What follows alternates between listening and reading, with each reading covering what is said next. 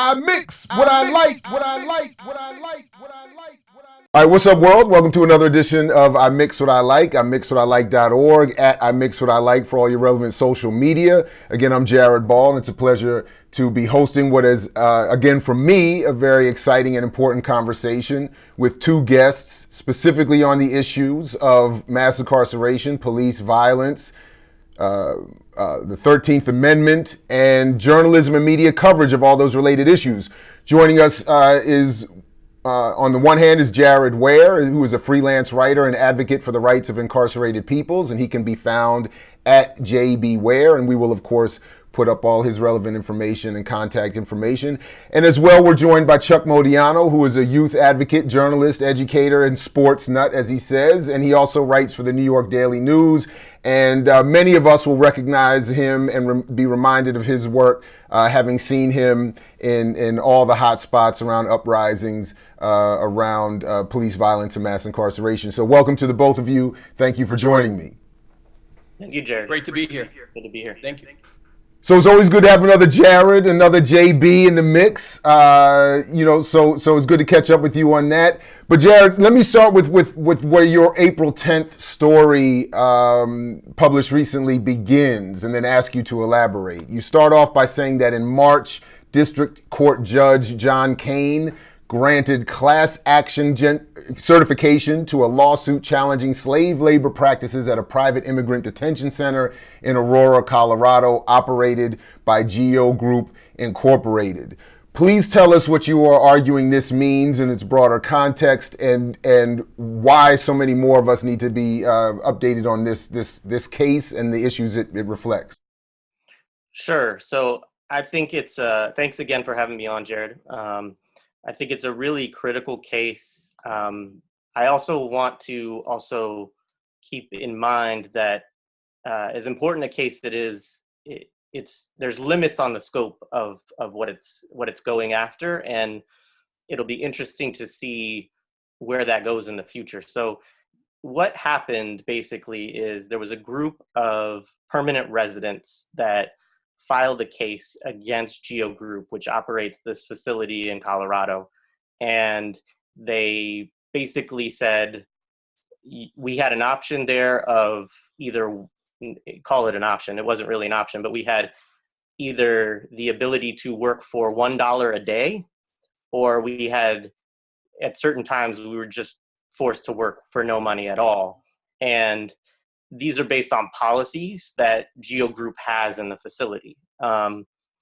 So there was a lot of reporting about this case when it reached class action certification, and it was all very focused on the individual case, and sort of the fact that it was a class action was big. I mean, that's a key issue to the case, because there's never been a class action lawsuit around prison labor practices or detention labor practices. And just so we're clear, class action means that many people were involved. It wasn't just one individual lawsuit. There's a bunch of people collectively suing or involved in the case. Yeah, so 9 people brought the case originally, and the class action allowed it to expand to somewhere between 50 and 60,000 people. So we're talking about tens of thousands of people that are able to join this case.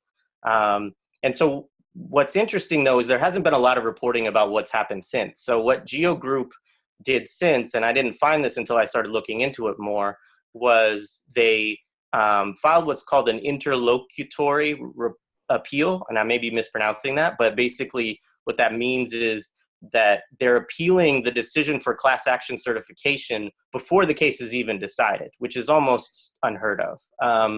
And the reason that they're doing that is they're invoking what they're calling sort of, and this is in quotes, but it's a death knell sort of precedent, which means that their argument is basically that this case could destroy our business model.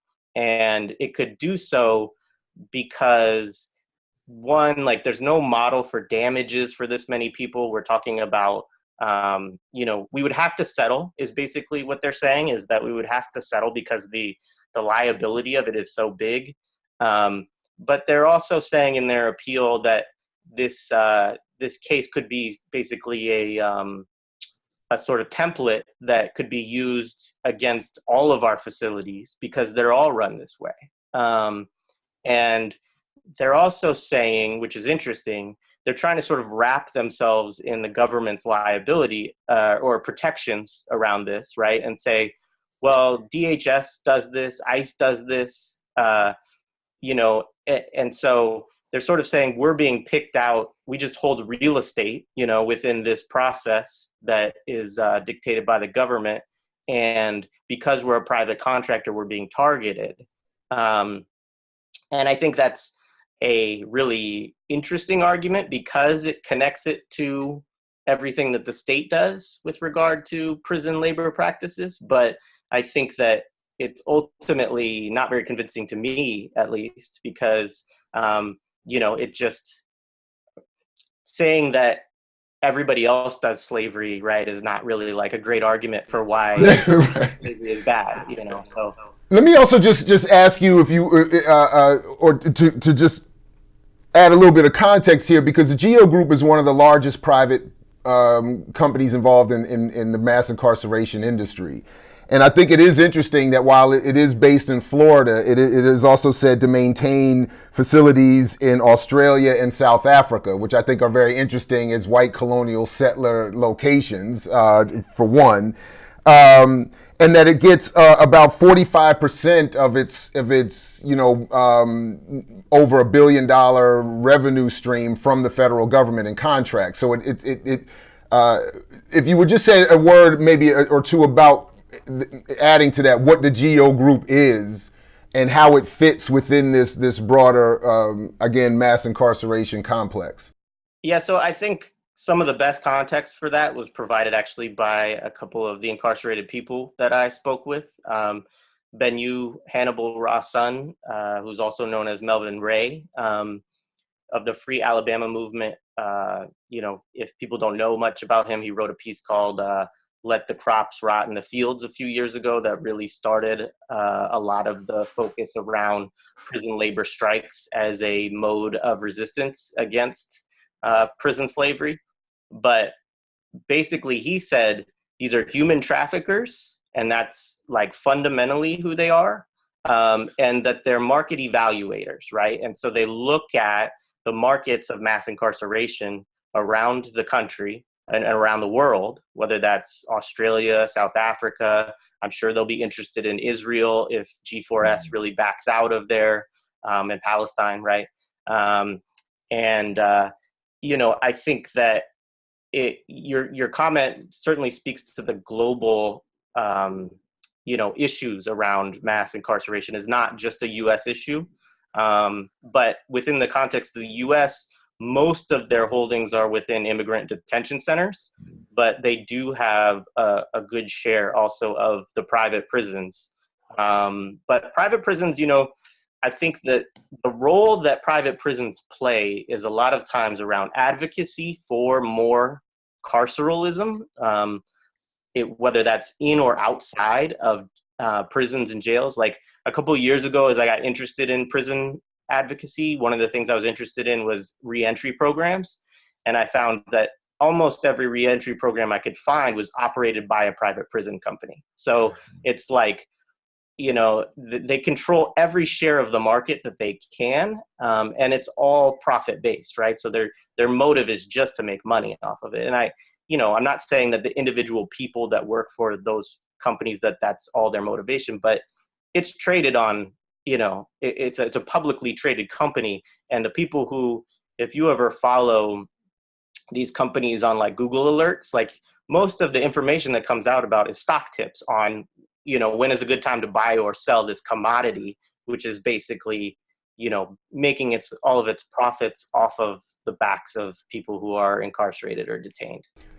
You also do cite case precedent in your story, showing how courts have previously, and I don't remember seeing this before, which doesn't necessarily say much, but that there are previous court cases that have upheld the 13th Amendment's support for involuntary servitude and enslavement as long as there has been a prior conviction of a crime. And I do want to transition a little bit to speak specifically about this issue of the 13th Amendment. But if you would just say a word about that case precedent and what that actually means in terms of this most recent ruling. Yeah, so I wanted to seek that out and include it in the article because I think that for the reasons you say, right? It's obscured. I've seen academics, even some that I really respect, kind of say, well, we need to demystify the 13th Amendment, and mass incarceration is not really about the 13th. It's about this modern system of racial social control, which I think is true to an extent. But I think that it's important that people know that the 13th Amendment is often used, and some would argue misused, to reinforce slavery that happens in prisons. And I think the other piece of that is important is there's this thing called the housekeeping exception, which I found out more about as I was doing the article, which also says that basically if you're in prison or jail, and it doesn't matter whether you're convicted or not, ability to help clean the facility and clean up after yourself, which is part of what Geo Group is using as a defense too. And, intellectually, I think that's a really crappy argument, basically, because it's like if you enslave somebody, here's an example, like just to go back, if you had people on a plantation and you said, hey, it's this beautiful plantation that we have for you, we just need you to help straighten up, keep it clean, cook meals, oh, can we leave? No, you can't leave. And if you don't do it, we'll lock you in a cell that's 8 by 12 for an undisclosed amount of time. And, the UN would consider that torture. And I think that's one of the things that's important too about this Trafficking Victims Protection Act, which they're using in this case, is that it was created as a kind of gap filler for the 13th Amendment because there were some cases that sort of gutted some of the protections of the 13th Amendment over time, even for people who were not convicted of a crime. And so that legislation was really designed to say that even people who would be immigrants, who might not have the protections of law, should not be subjected to slavery. And so that's interesting because it gets into how we think about citizenship and how citizenship is removed from people really as they're incarcerated.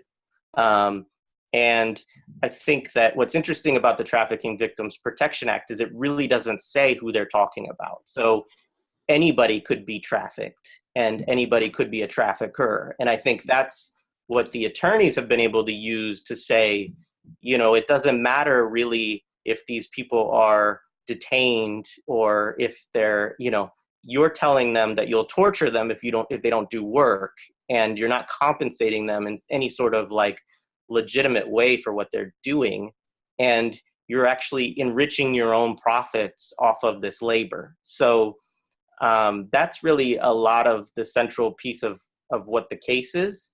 And I think what's interesting is the question of, will it be successful? Will it expand? Or will the government shut it down effectively and say, this is too great of a risk to the system that we've created, and so we can't. Will they buy Geo's argument that this is sort of a too big to fail situation with prison slavery, essentially? Because that's kind of what they're arguing. So Chuck, let me bring you in because a lot of your work, at least is certainly as I was introduced to it over the last couple of years, has been centered on the uprisings in the streets. You've been on the ground all over the place, all over the country, and covering this issue and continuing to cover issues of mass incarceration, police violence, etc.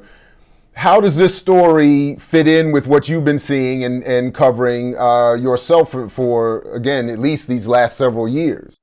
Well, first of all, Dr. Ball, thanks for having me. And that article got me very excited, Jared. I have to tell you, more excited than I've been in a long time, and perhaps dangerously so, because the article is really going about challenging prison labor, which is, let's call it, what is it, slave labor, and challenging the economic underpinnings of that going up to the 13th Amendment.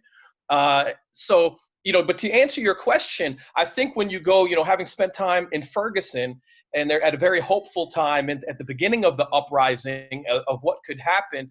At some point, it sets in that the reason those military people are there shooting the tear gas is that they applied for huge federal grants to get that equipment, and that there's an economic underpinning that goes far beyond, maybe the limitations of protest. And that one of the things we found, and it came up in the Ferguson report, was that 25% of all the revenue that the Ferguson Police Department was getting, and this is the case for other police departments surrounding and all around the country, but 25% was funding the department off the backs of poor Black and brown folks.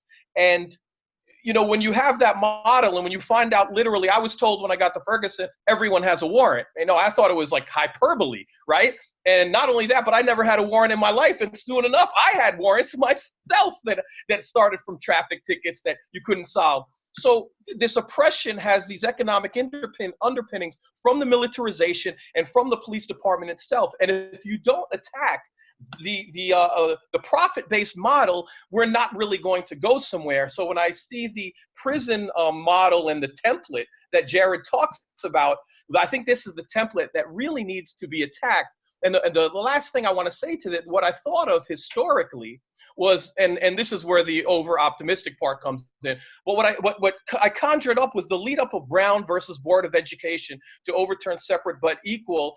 There were, a very underrated figure, Charles Hamilton Houston, was a legal mind who pushed against separate but equal and tried to make it so expensive. So if they didn't have a law school for Black folks, they challenged it, build a law school, and tried to make it so costly that you're going to have to change. So there were like decades of lawsuits that came before Brown versus Board of Education that had a strategy of doing so. So the dream that I had while reading Jared's article was something along those lines for prison.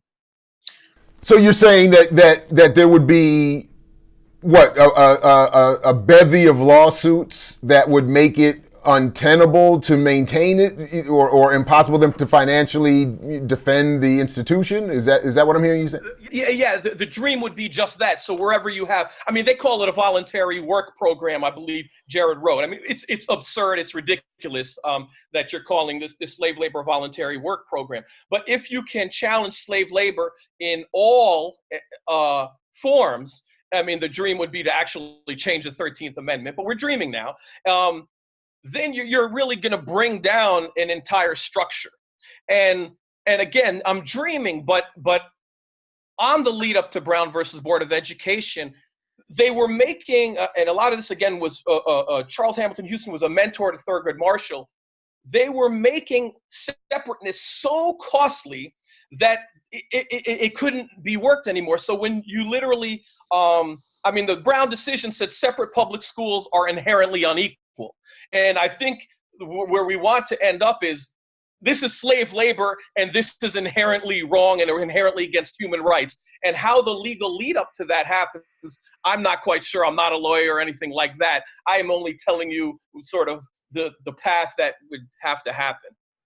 Well, I always refer to Fanon's point that colonialism tries to even attempt to keep us from even dreaming. So, there's nothing wrong with laying that out. But let me, we only have a few more minutes, but let me, and I wanted to get a little bit to this question of how journalism or media coverage of these related issues plays out and what you've both seen. And Chuck, I'll start with you and give Jared the last word on this. But in your work in the capacity as a journalist, how have you seen what Jared has put out in this story, either covered or not covered, or how do you think it relates to the broader media conversation around these and related issues of police violence, mass incarceration, the 13th Amendment, et cetera? Well, it obviously hasn't been covered. It should be on CNN. It should be on MSNBC, the quote unquote liberal network, which isn't. And I think that's the problem. The same corporations that are funding corporate TV are the same corporations that are being pushed back on. So what Jared is writing is real news. And, and again, the same corporate model that elected Trump, by the way, that gave him free airtime, that made hundreds of millions on him by presenting two sides of a story that didn't exist, is not a model that we could depend on. So from a citizen journalist perspective, I think we have to keep building on some of, in its best form, what we've seen on Twitter, what we've seen on social media, what we've seen from citizen media, to report what hasn't been reported. And if I would take a historic jump again, I would say to, look at the black press of the early 1900s of never made or never pretended that there was two sides to Jim Crow at any point in time. They said, that's evil, that's wrong, that's against human rights, and we're not going to give Strom Thurmond some equal time on a mic here. And what we're seeing in Twitter and Black Twitter and citizen journalism is a pushback on that, which is very much a Western model based on power, privilege, and a fake model of fake objectivity. So we have to push back and fight back through citizen media and other means. Well, as Jared and I were joking before we started this interview, I always refer back to what Amiri Baraka said, that both the slave and the slave master cannot be right. So at some point, Jared, if you would say a word on this particular issue, you have yourself said you are not a professionally trained journalist, so to speak. And as I was saying to you off the air, I think that that's probably a bonus, particularly in this case. But if you would talk a little bit about, as you've seen it, the relationship that journalism has to this particular issue. Yeah, so thank you, Jared, and thank you, Chuck. I think that for me, what inspired me to write about it was a couple things. One, I had a journalist friend of mine, Felix Garcia, who passed away about a month ago now, and he had written for The Independent. It was a great journalist, but he also he also struggled a lot of times against his editors and against being able to cover the stuff that he really believed in and wanted to cover. And one of the things that he cared about was immigration, and the way that he was concerned that it could even ramp up more under Trump, while also acknowledging that the ICE practices were horrible under Obama as well. But I think that the other piece was reading coverage of this, and there was some coverage. I mean, Washington Post ran an article about it. I think the LA Times did. I know Chicago Tribune. So there were articles written, but they were all very focused on this detention center, on Geo Group, and on this case being made a class action suit. None of them were concerned at all with what it meant to people who were detained in jails, or people who were detained, incarcerated in prisons. So it was, to me, very disconnected. When we think about mass incarceration, I understand there are these different contexts, but they all do the same thing. And I was really, one of the things, my first thing is I wanted to reach out to people who are directly impacted. And so I wanted to touch base with the Free Alabama movement, with Jailhouse Lawyers Speak, that are organizations that I've been connected with, particularly through the prison strike, and hear what they had to say. And, they're great people, they're brilliant people. And they reminded me, that, look, this is slavery, that anything else that you try to hear from an academic or a legal justification is just that. It's just, and the hard part, I think, for journalists, to get back to your point,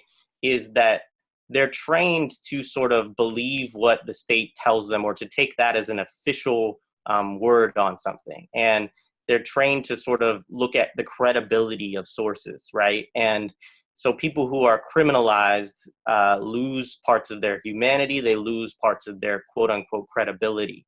And I think that I think Chuck saw that with Ferguson too, right? As people who were criminalized, and he himself was criminalized by receiving, these tickets and these summons and things like that, that the state will criminalize you to limit your credibility. And the media then will often do the same, will follow suit and say, these thugs that are starting this riot in Ferguson, rather than the people of the city that are taking an uprising against police violence.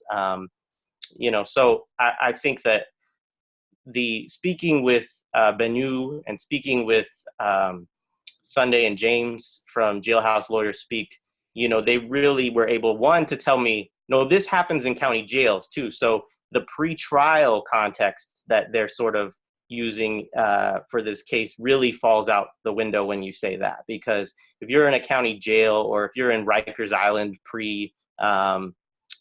pre-conviction, then you're still going to be subjective to types of free labor, types of slavery. And then when you're in prisons, it gets worse, and it gets more exploitive, I think, and it gets there's a lot of companies that profit in huge ways off of unpaid or very low wage labor. Mm-hmm. So I think that what I've tried to do personally, just in terms of my activism, is to stay in contact with people who are incarcerated. I saw Angela Davis speak recently, and she encouraged a bunch of students to join any education programs related to prisons and get into prisons and teach, because she said, undoubtedly, you will learn more from the people there than you can teach them. Oh, there's no question about that. I just want to, co-sign that. Having done it myself, you go in there with a whole syllabus ready to do your thing, and they have all read more, they are all more well-informed, and they are all, most of the cats that ended up in my class were far more advanced and ready to be teaching and actually took it over. So I just wanted to co-sign that point. Yeah, absolutely. Fine. And so I think that's really important. I think that's part of what Chuck does with his independent journalism, and is go to the voices of the people who are impacted, rather than parroting what the state says in terms of what's going on, or a corporation like Geo Group. Their interests are in maintaining those structures and maintaining that order. And to the extent that we think there's anything wrong with that order, like, it doesn't make any sense to really give them equal time, And I mean, I found things that Geo Group had written to include in my piece, but I did not reach out to them specifically for comment, which probably any classically trained journalist would, be told that they have to do. Because I didn't really care what they have to say. I agree with Benyu that they are human traffickers. And so whatever, they probably would say no comment. But, I thought that the words that they had in terms of what they had submitted into evidence said what people need to hear from them, which is basically the courts need to stop this because it could threaten our entire profit model. And I think that reinforces and I'll just end on this, what Benyu told me, which is that two things. He said, first thing I would encourage those immigrants to do, those detained people to do, is to stop working. He said, and he said, and if I were their attorney, I would encourage them to stop working, because if they all stop working, then, and I think this is where we get to other modes of resistance against this. I think the legal piece is important. I think that the challenging it economically is important, but the prisoners, the people who are incarcerated, are the ones who ultimately have the ability to impact the profit and loss statements of these industries. Now, they face extreme retaliation for doing so. And I think that's important to also highlight. And I think that's also an aspect of what's tough with journalism here, is that, I don't know exactly what will happen to the people who spoke to me as a result of them speaking to me. And I have to take it that they want to speak out, right? That their voices want to be heard, and that they're willing to deal with the consequences of those actions and say, look, I have to bring these voices out so that people can hear them and people can know that this is going on. But I think that that's another piece, is just that, it's so dangerous for them to even speak out, because they may have some rights, but they don't have any remedies for those rights, right? So they don't have a way to protect those rights against the state when they're locked up in cages.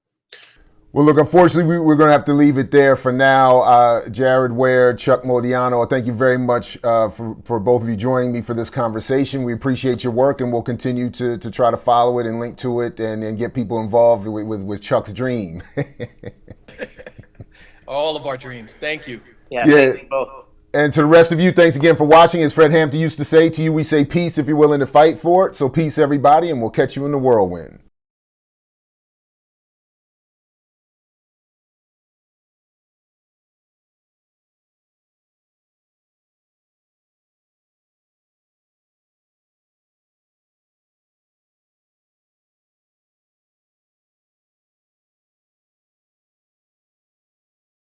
I mix what I like, what I like, what I like, what I like.